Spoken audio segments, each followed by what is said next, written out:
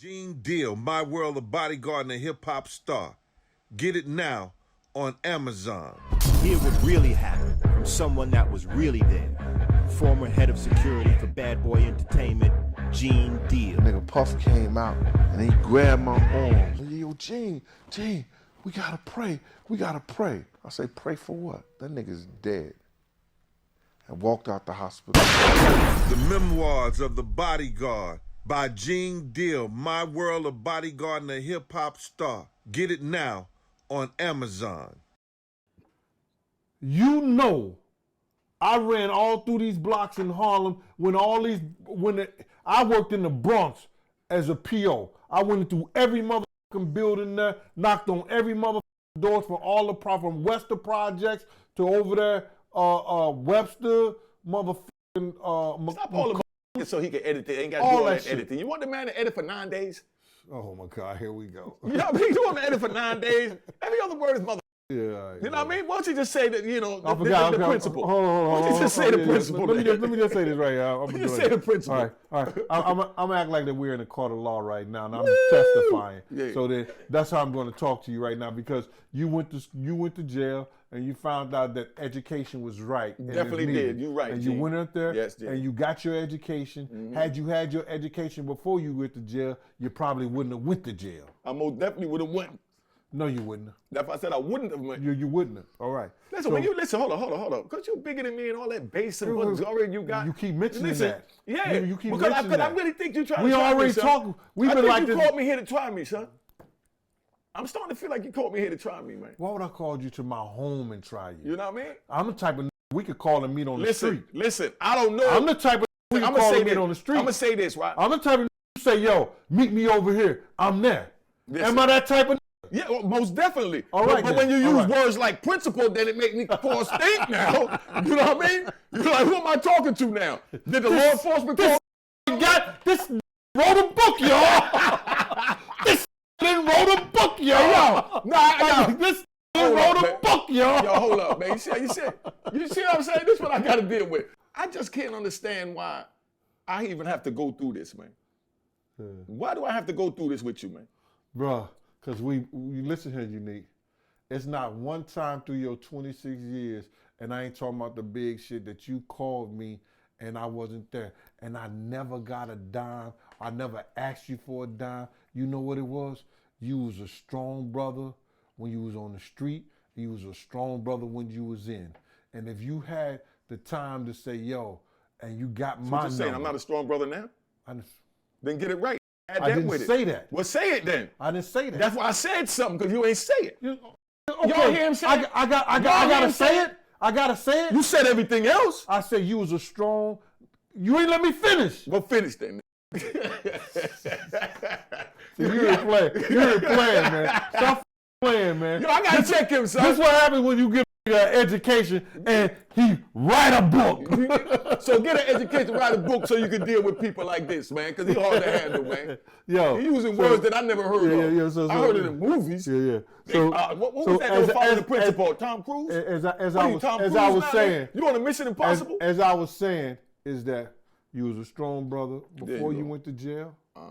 You was a strong brother during jail. And when you came home, you're stronger than you was before you went to jail and while you was in jail, because you're doing something positive out here. You understand? I don't know if people know that you're dealing with the youth every day outside of the YouTube. Yeah, I had to go to court. Let me tell you one. I went to court last week with a brother. I can't get into names and nothing, confidentiality.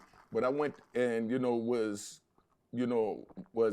able to secure someone's bond with a bracelet.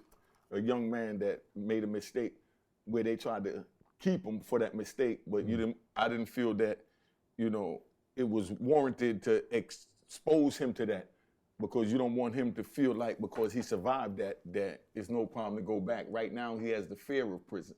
So as long as he has the fear of prison, you don't put him in prison, because then once he survives, however he chooses to survive, whether he chooses to be a gangster, whether he chooses to be, laid back, whatever he chooses to do, if he survives, he's going to come home and feel like he could do it again. Right. So I was able to secure somebody from going to prison, and I think I deserve a round of applause for that. All right. You know what I mean? You know what? I used to tell guys, man, when they first used to sit in front of me as being a parole officer, I used to tell them I knew if they was going back to jail or not just by one conversation. Yeah, of course. You know what I'm saying? A guy sit right there and tell you, say, yo, man, Mr. Deal, I don't know, man, it's rough out here. I don't know if I'm going to be able to stay outside. I said, well, you might as well go ahead and pack your shit up because you going back home. You going back to jail. You understand what I'm saying? You going back to jail. When a guy sit right there and sit there in front of me and say, I ain't never going back to Mr. Dill, I ain't never going back to jail. I say, yo, listen to me, and I'm gonna help you and give you all the tools that you need to do so you won't go back to jail. You understand? If I gotta sit up there and write an application. What tools you gave him then? What tools you gave him? What tools I gave him? Yeah. First of all, I think you just japping. Okay, well listen here. Let me just show you because show me there's that. always proof in the motherfucker. I want him to show you, right? You know don't what want I'm him to show you? All right, what show us? All right, right here. First of all, I was connected with coalitions that gave guys jobs. When a nigga feed himself and feed his family, you understand, he has an opportunity to stay in the street. So I was definitely had dudes who worked constructions. And the construction I remember you was looking for dudes that didn't show up to the job too. Oh, you motherfucker. Right. If I go out there and I find you a job, you understand, you better beat me there in the morning. You understand? Because I'm going to be there. Ooh, you heard that? You understand? Because the thing about it is, this man is giving you $20 an hour to show up. And in those times, that was a lot of money. You motherfucker. Right. Getting less than that for lookout from some crews. You know what I'm saying? He's giving you $20 an hour to show up. If you needed somebody to write your application, you know, and write your resume, I wrote your resume. I knew how to take that jail that you did in jail and orchestrate it in a way where it's like you was working a regular motherfucking job. You understand? He just trying to work the shit out of you, son. I'm just telling you, bro. And any of my parolees out there that know that, I know a lot of them. I fought for them. I know a lot, and that's exactly what they said. I fought for them. I don't agree with a lot of the bull crap you talking, but they talk all that definitely bullshit. say that about you. Yo, I fought for them. They say you understand? Yo, let me just tell you this one story, man. All right, well, give us a story. He riding. Let him ride. And Swiss Beats' uncle, forgot his name. I know exactly what you're talking about. Good. Live right next door to this dude. You understand? I hate telling this story because it's heartfelt. But tell it then. I want to feel your heart. What's that bullshit? What? Man. I want to feel your This heart. nigga right here, man. Talk to me from the heart. So now, check it out. This dude was Jamaican. Blood Light skin, hazel-eyed motherfucker. But straight Jamaican. He had went to college, got his degree and everything. The police pulled him out the motherfucking car. You know, because he tried to get out the car. He said, yo, listen, if you stop in the car, talk to the driver. I'm going to work. So he had his book bag. My man, they beat this shit. They pulled him out the car, the jump out boys. Yeah. Beat the shit out of him. Put his head, they had this on camera, bro. Put this from somebody camera shit. Put his head on the curve and stumping on the nigga head. I had to go to the hospital because they wanted me to serve him with the warrant, cuff him to the fucking bed. You understand why he did that? I knew he was a good nigga. He had a baby on his way. So did you cuff him? You understand? No, I didn't cuff him at all. All right. I didn't cuff him at all. NYPD gonna watch you. They want you to cuff him now. If I cuff him and serve him with the warrant, now he's my prisoner. Instead of NYPD watching him, I gotta watch him. And then when my 8 hours over, another parole officer come and watch him. I'm not doing that. You understand? This man ain't running nowhere. See, that's why I knew to shoot all the lights out on any block that I thought you would walk on. Here we go.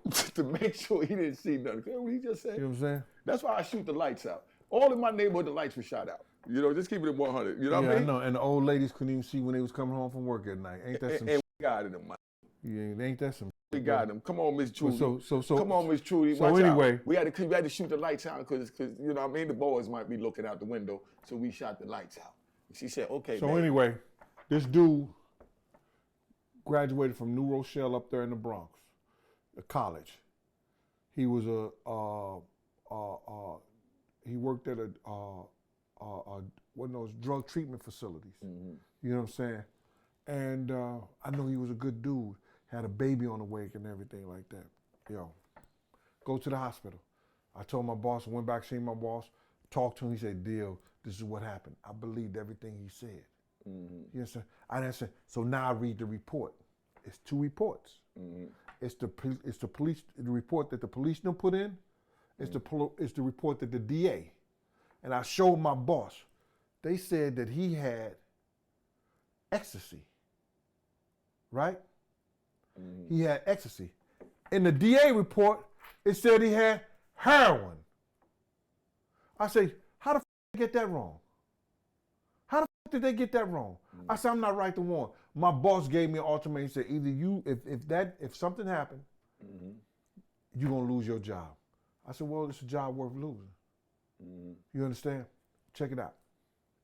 They end up dropping all the charges on dude. They dropped all charges on him. He put in a lawsuit. He won a lawsuit for $300 and some thousand, right? Moved to Parkchester. Got a house with his girl and everything like that. 2 weeks after he won a lawsuit and everything like that, get murdered right there in his car. You know who I think done it, right? You already know. Yeah, you know. They know. You know. They know. Yeah. They know. The people watching know what he's saying. Yeah. You understand? Some Right there. Some things that's understood don't need to be said. Right. So my whole thing about it is that my whole thing, I learned from the old heads. He said, you don't win. You are not a good parole officer if you put back in jail, brothers back in jail. You're a good parole officer when you help them stay out of jail. And you did that. I know a few brothers you did that for.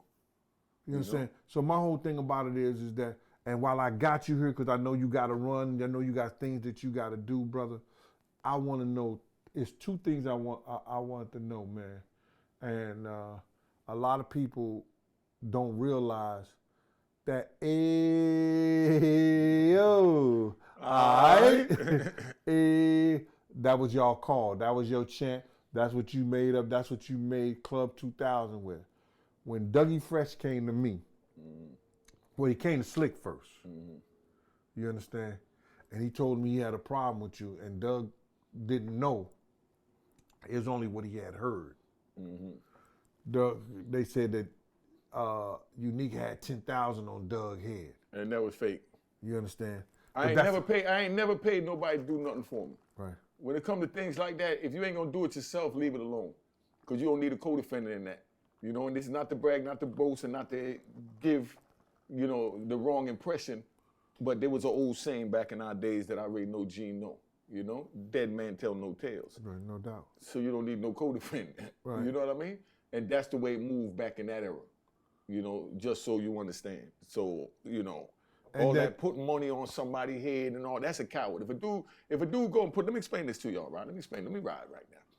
If a dude sit there and he calls, you know, let's say the lynch mob, Lou Sims, you know what I mean? Let's say he called the lynch mob, you know, they doing good, positive work now too. Let's say they call the lynch mob and they say that, man, this dude keep coming here extorting me, you know what I mean? Every week he want me to pay this money, he getting expensive, this and that, I need you to talk to him. And then he go talk to him and he say, I'm gonna give you 10,000 to get him up off me. Now, once he get him up off him, Lou got every right to come back and take his spot. Because if you're not strong enough to govern your own, you're not strong enough to keep it, so you don't deserve to keep it. If you're not gonna die for it, then you don't need to be out there in the street, and that's why I say don't get involved in the street. You understand what I just said? I heard every word you said. But tell them in your words. In my words? Your words. My words is this, is that never let another man do what you're supposed to do your own self. Exactly, because if you don't, then 9 times out of 10, they're gonna come back and take what you got.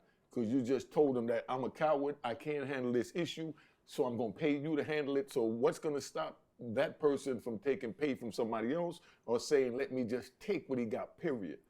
So that's the whole thing about it is, when Doug first initially came to Slick, and that's why Slick didn't get involved in it. You know, so Doug said to Slick, you know what I'm saying? And I didn't tell you that back then, because had I told you that part of it, it wouldn't have been no conversation, no compromising with Doug. You understand? And that's why I didn't tell you back then. We talked about it before, and you said yourself, I'm glad you didn't tell me that. You understand? Because Doug said, yo, About the Brooklyn dude statement? yeah, the Brooklyn dude statement. You know what I'm saying? So then, because when That was Slick a heard that, violation. when Slick heard that, Slick just, you know how he Harlem. Yeah. You know, all day. he Harlem keep Harlem issues in Harlem, and Harlem handle Harlem issues. We don't Yeah. go outside of Harlem to another borough to say, come in and help us. Yeah, I gotta make my world famous macaroni and cheese, but my cameraman just told me that, my God, I'm allergic to lobster shellfish, so I'm gonna have to do it and then make him a little side. It's crazy, man. Make him a little side. Tell me, yo, your mac and cheese be hitting, man. It's be hitting, man. You know what I'm saying? I was like, yo, okay, bro. I'll make you something on the side.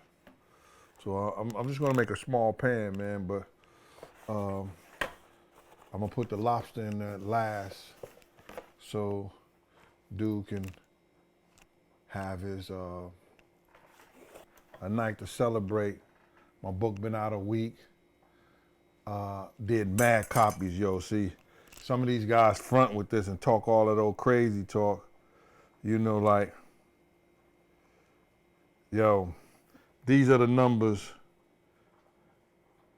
And you know, Amazon already got their 60% when they show you this. Right?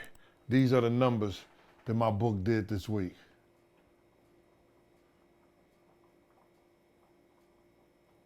Thank y'all. Thanks for all the supporters. And thanks for all my haters that's keeping my name in their mouth.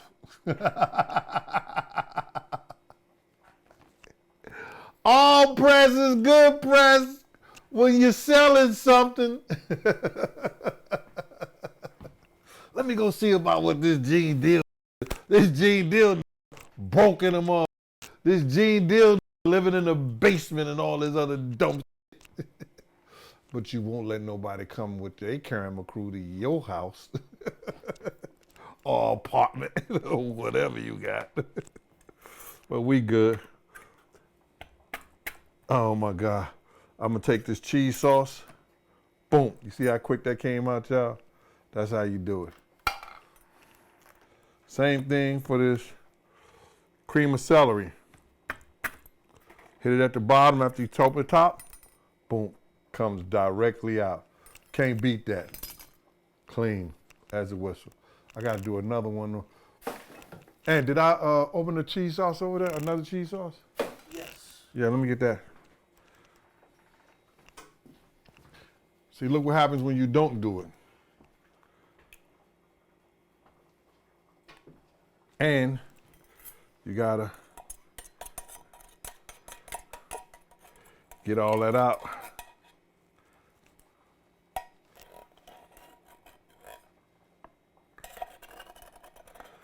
It's not as clean.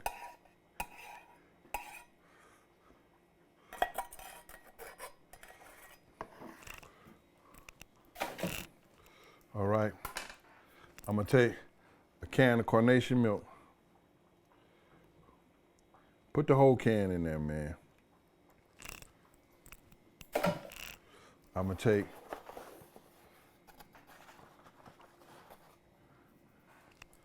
some people use 2 eggs. I'm gonna do 3.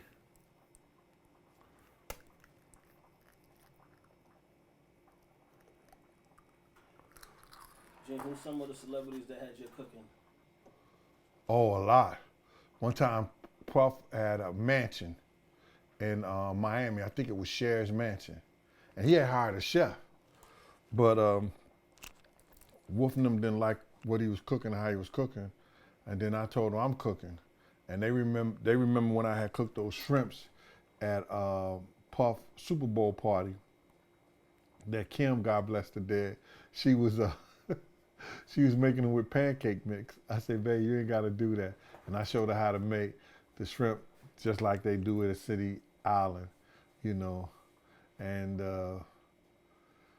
Queen Latifah and them had came over, and New Edition. And then when Chaz gave a party, I always cooked the cornbread, the cabbage, macaroni and cheese, and I made some kind of ziti, some kind of turkey pasta or something like that. You know what I'm saying? And he would have stars that they didn't even know that it was my cooking, but it was my cooking. You know what I mean? But I remember Queen Latifah had asked Chaz, I think it was through, what's the dude name? Shakim. Had asked, she was gonna have a backyard party or something like that, and I was gonna cook for 100 people. And I was like, nah, I'm good. I only cook for family anyway. Family and friends. That's the same thing, like I said, calling somebody to help you with your store that, you know, they keep taking your money or robbing your workers, and you calling somebody else to stop something that you're supposed to have the strength to stop. Because if you're out there in the field and you can't stop that, then that means you don't belong in the field, and now you're on borrowed time because you're gonna lose your life. You know what I mean? Most definitely. You ain't going to jail, you're gonna lose your life. You go to jail to be because now you gotta fire your gun because you put yourself in a situation to have to fire your gun because you didn't defend what was yours, and another man felt that if you can't govern it, you don't deserve it. Understood? No doubt. So then, you know, like, so Slick walked away from Doug, and Doug was stood that he was there with Miss Jones. And that's when I called you up. And I said, yo, Unique, I got Doug here. He want to have a conversation. You got Doug? Where you at? You know, where he at? Shit, you know, where he at? And then I said to myself, I was like, oh my fucking God, you know, this is Unique. You know what I'm saying? Because, you know, you was real hype back then, bro. You know what I'm saying? I respect, you know, how we have matured and grown into ourselves and become, you know, me not a grandfather yet, but we become fathers and grandfathers as yourself, and we become men of the community now. You understand? And that we could look back on our life and say what we went wrong, what we went right, and what we have done, and we have matured into the place whereas that now we could help other people. You know what I'm saying? Well, see, I was doing it all along, you know what I'm saying? You know, I wasn't street. I wasn't street. I wasn't, you know, what y'all call yourself? I was a civilian. You know what I'm saying? That's what I was a civilian. That's what social media labeled them. Let me say this, right? Let me say this so y'all understand for the record. You see what he just said? This man sat down with me. He ain't trying to sugarcoat nothing. He said straight up he was law enforcement.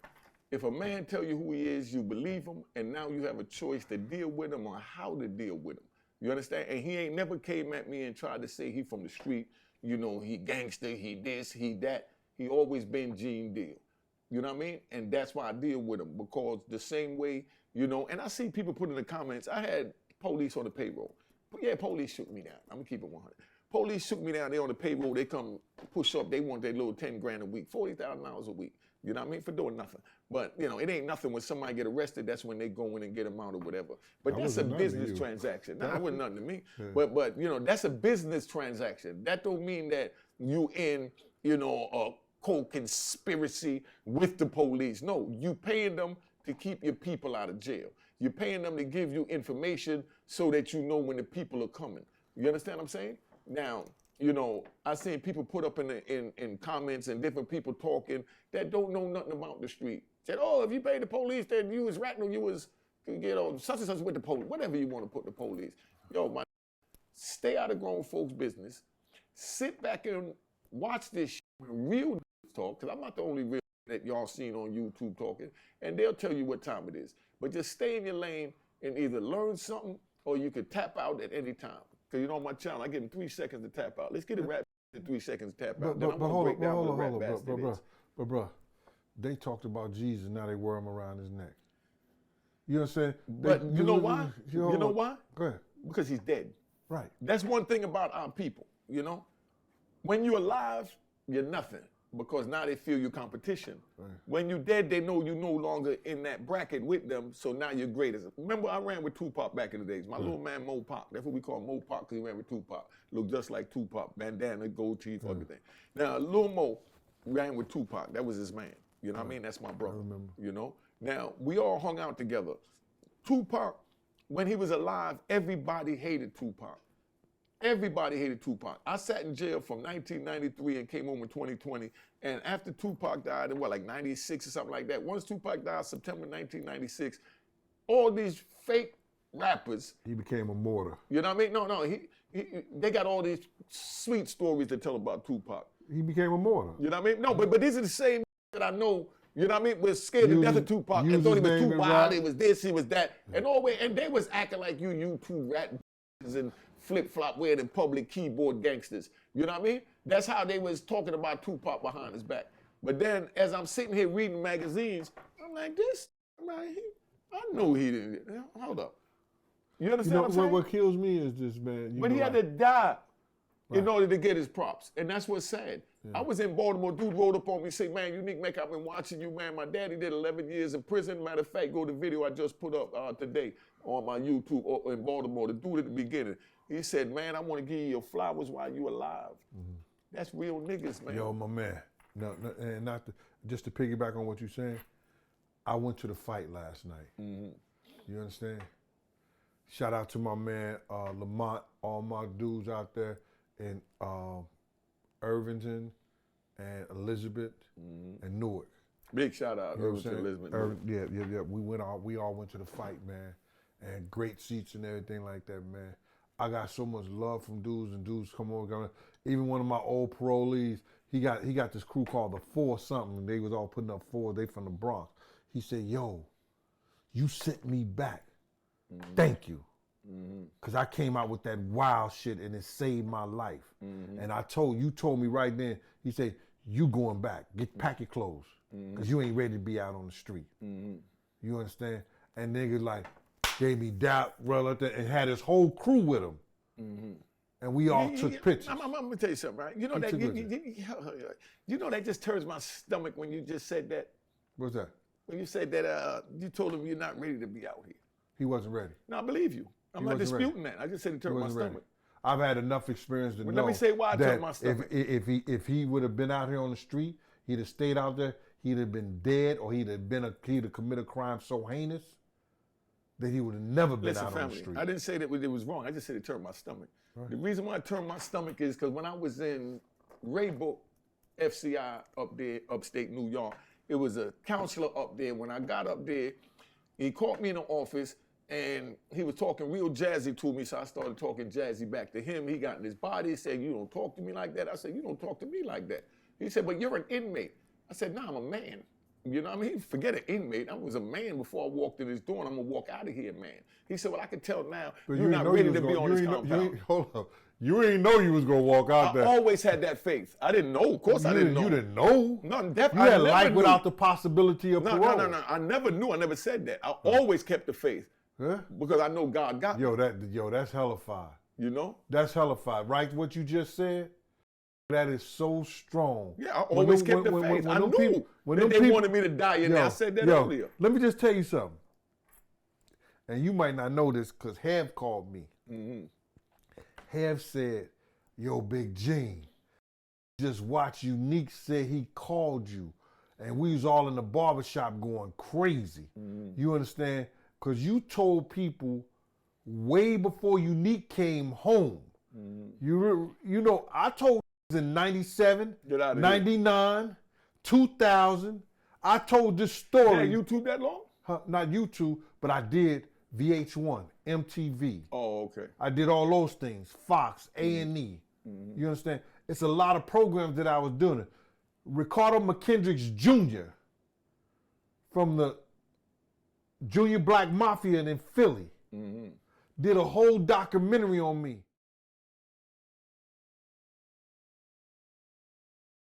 Gene Deal, My World of Bodyguard and a Hip Hop Star. Get it now on Amazon.